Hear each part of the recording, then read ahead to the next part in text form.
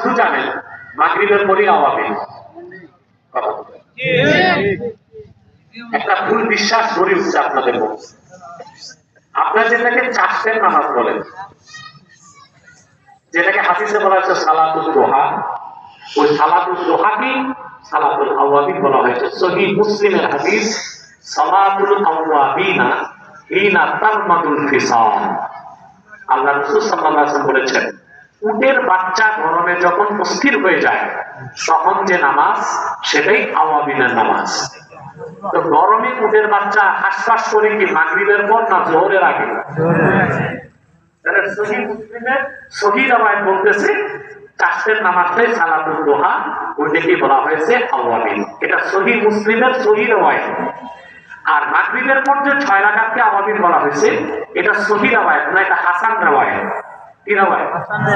এটা আব্দুল্লাহ ইবনে মুবারক কিতাবুল যুহদে উল্লেখ করেছেন যে এই 6 রাকাত নামাজকে আওয়াবিন নামাজ বলা হয়েছে।